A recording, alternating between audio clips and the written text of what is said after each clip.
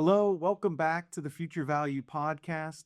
I'm John Pellosie alongside Joe Freemont and Justin Ahner. Today, we are talking about a really important subject, and it's all about estate planning. We're going to focus today on the essentials of estate planning, right? What are the foundational elements that, frankly, everybody should know about and start to put into practice? I think when we talk about estate planning, people can sometimes get this misconception that that's for rich people, right? Yeah. They hear the word estate and they think of, I don't know, the country manor house and, right, I don't know, things like that. But the reality is that really everybody, I believe, needs to have an estate plan. And ultimately, what that is all about is just creating certainty for your family, right? If you're not here or if you're not, able to make decisions anymore, how are things going to be handled? I think that's a really important thing to set up ahead of time. Well, John, you say, there's two things certain in life, right? You talked about certainty, and that's death and taxes. That's right. Ben Franklin. Let's talk about the death part today. And we're going to talk about that. As we start our conversation, I do think it's important we tell you viewers, we're not attorneys. We don't write estate documents as part of our practice. We're financial planners and advisors. But obviously, in the work that we do, we have a lot of experience in interfacing with these types of things. So while we would definitely recommend that as you go about implementing some of these things, you're going to need the advice and the work of an estate attorney, we think that we can together provide some pretty good background information, at least for educational purposes today. I think as we get started to talk about estate planning, it's important for people to understand if they don't have any of this place, right, like what happens? How do things get treated? And every state has some different rules around that, right? So Pennsylvania has a certain set of rules. Other states may have slightly different set of rules. But it's important to understand that. And I want to lay out kind of 4 different examples today based on where you're at in life with how your assets, specifically your estate, gets treated if you're no longer here and you don't have a will. The first, probably the most simple, would be you're single, you don't have kids, right? So probably this will apply to most people who are just coming out of college or just starting in their professional life. Not married, don't have kids. What happens? In this situation, if you were to die, all the assets that were in your individual name, and we'll talk about types of asset ownership a little bit later, but anything that's in your particular name is going to go first to your surviving parents. So if your parents are alive, your assets would go to them.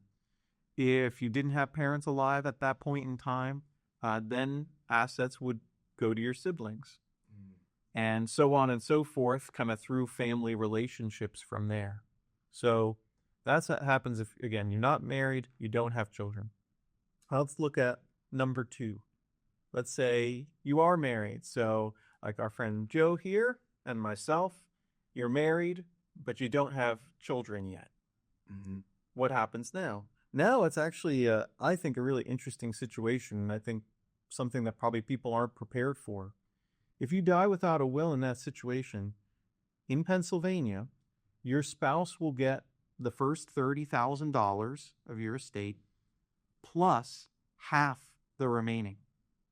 So half plus $30,000 goes to the spouse. The other half goes to your parents if they're alive. So I know for myself, I was surprised to learn that. And I think many people watching will be surprised to know that too, that your spouse is basically getting disinherited out of half of your estate. So Joe, I don't know how Jen would feel about that. If love her know about, but I think Jen should probably get the rest of it. So obviously that's a big one. Next couple would be okay, maybe a little bit further along. You're married now, and now you have kids. What happens? Well, in this case, if you die without a will, your spouse gets the first $30,000 plus half, and the kids get half. Now, in technical terms, probably if they're young, it's going to go into custodial accounts and things like that. So your spouse will still most likely have some level of oversight over those funds, but they are technically in the name of the children right away, half of your estate. Lastly, this is an interesting one, and I think it's become more and more prevalent today. What happens if you die? You have children, but you're not legally married to anyone. We have friends who, have children. They have a boyfriend or girlfriend. They've probably been together for a lot of years, but they're not legally married. Again, in that situation, all of the estate is going to the children. Wow. So technically, nothing is going to boyfriend, girlfriend, life partner. It's all meant to go for the benefit of the children. So again, situations that people may not think about, right, in the division of assets. I think it's important to understand what happens by default here if we don't take the time to plan out the estate. That last one's particularly tough. I mean, could you imagine you have that situation and, oh, my kid inherited all my spouse's assets? I mean, that could cause some tension, not just financial, right? That's tough. That's what this is all about. I think at the end of the day, it's trying to avoid surprises, right? If you're no longer here, maybe sometimes people say, well, what do I care? I won't be here. But I think most of the people we work with and we talk to would say, no, I want there to be unity and peace in the family as much as possible, or at least I don't want to cause greater conflict by how my estate gets divided. So I think that's really at the heart of what we're talking about today. How can you create, peace and tranquility as much as possible for the family? So having outlined some of these situations, Joe, why don't we transition now to the will, right? Because the will is what's going to allow us to have greater control of this, right? Great. So I would say that the number one thing when people think of estate planning, what's the first document that usually comes to mind with that? And it is your last will and testament, right? This is a legal document that you're naming beneficiaries for, right? Who are you outlining to get certain types of assets for you that don't have a named beneficiary? But also, you're also appointing some people, like maybe who's taking care of your estate after you're gone, your executor, right? And if you have children, kind of like we mentioned in the past couple of examples, who's going to take legal guardianship in the event that you or your spouse is no longer there, right? And normally you have a couple different types, right? You can't all put your eggs in one basket, nor when you're investing or doing other stuff, but even for these types of situations, right? So you maybe have 1, 2, or even 3 guardians or executors lined up for that there, right? So really when it comes down to it, though, I think we need to establish what types of assets kind of go through the last will and testament and which ones do not, because I think this is a common misconception, especially even with our own clients when they say, oh, well, I have a will and this is how it's going to go, right? And there's certain accounts that may not follow those types of rules. So what types of assets flow through your last will and testament, right? These are things like maybe checking accounts or savings accounts, right? Things that you have at the bank that don't have a named beneficiary. Other things might be your car, right? If the title of your car is named in fee simple or your name only, right? That car is going to flow through the estate, as well as your home potentially, right? If you don't have it jointly owned, and we're going to talk about a little bit of those different types of ownerships here in just a second, but if your spouse doesn't have a right of survivorship on that home, your home will go through that last will testament, right? And I think that's really important because when things go through your last will and testament, they go through a process that's called probate, right? And in the state of Pennsylvania, that means additional taxes and fees, and your heirs might not get what you originally thought that they were getting because of that extra taxation in that. So types of accounts that avoid the probate process are things like IRAs, your Roth IRA, your traditional IRA, or even your employer-sponsor plan. And the reason that they avoid this is because there's named beneficiaries, right? When you're setting up that account, they're asking you, who's your primary beneficiary? Hopefully it's your spouse or somebody that you really love and that you want to have that to get access to that money. But also you name contingent beneficiaries if that person is no longer there, or multiple people in your primary are no longer there.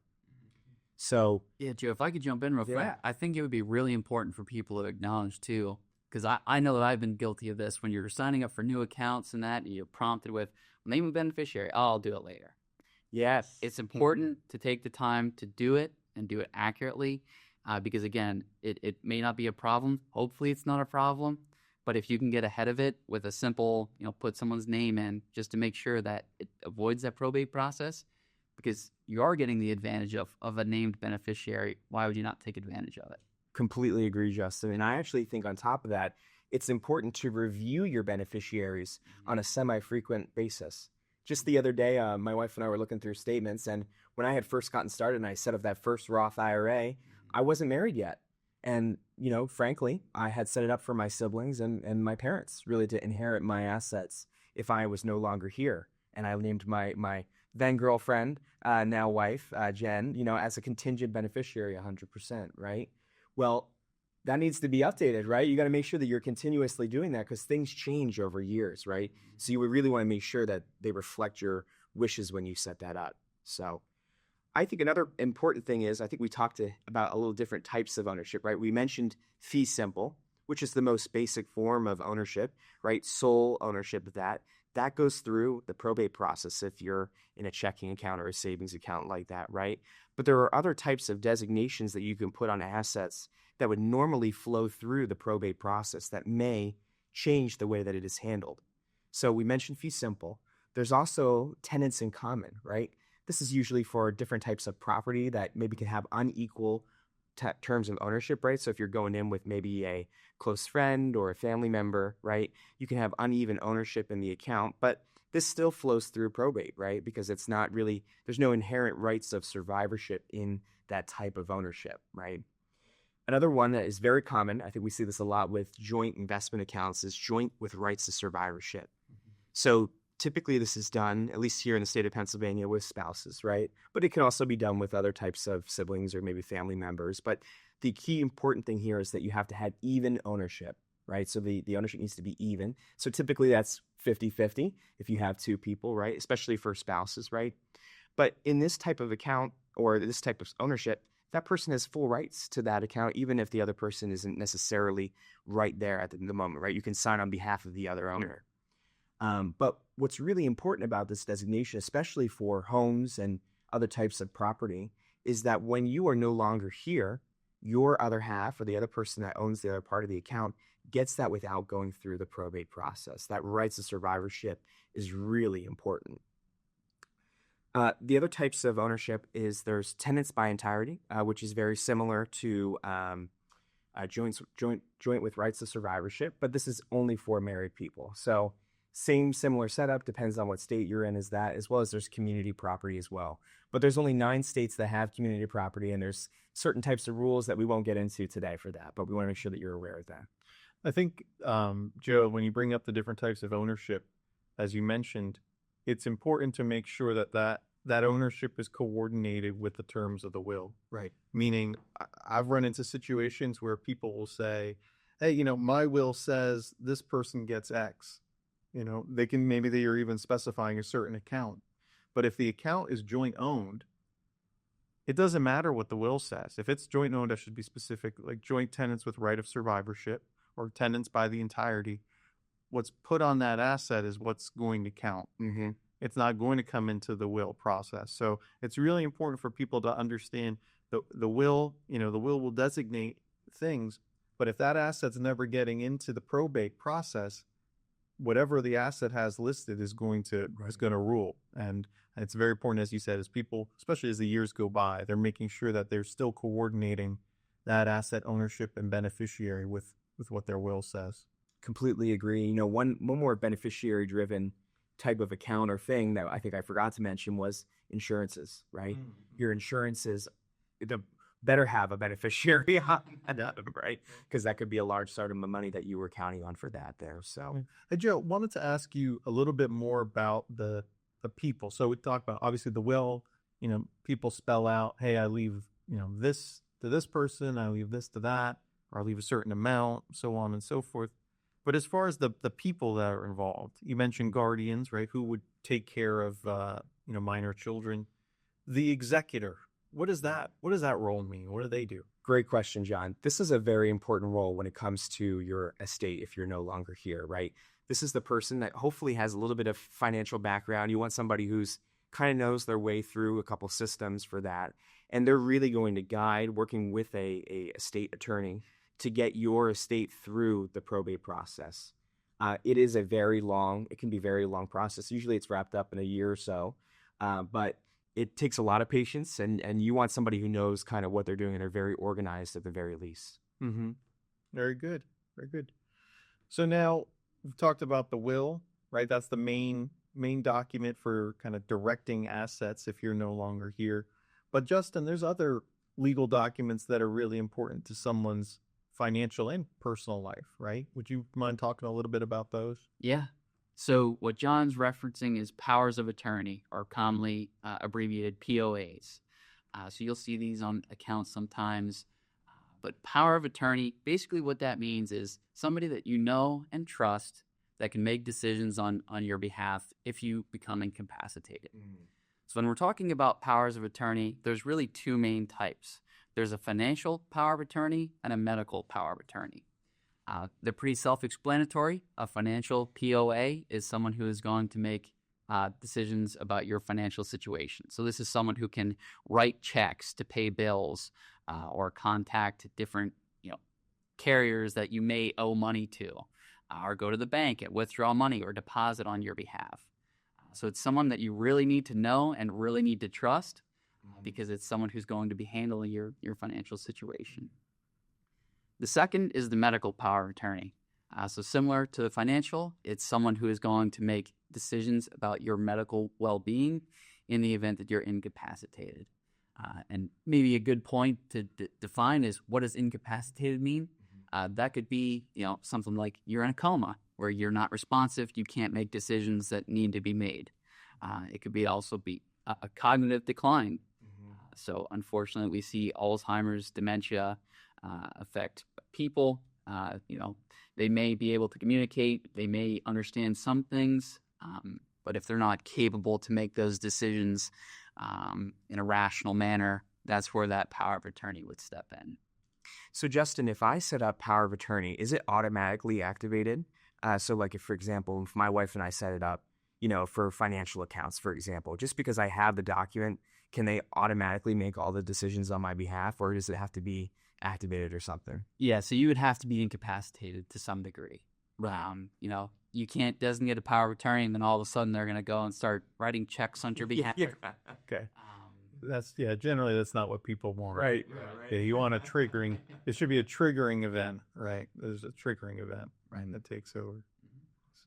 Yeah, one of the things I remember when I was kind of just getting started in my professional life and just came out of school, these documents in some way, I would say, were just as important, if not maybe even more important to me than the will. I mean, I think all of them need to be done, but that's a really big deal if you're not able to make decisions for yourself.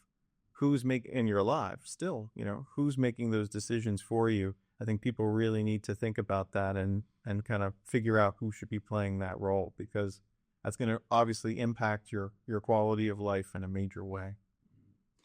And I would really emphasize too, making those different people as well.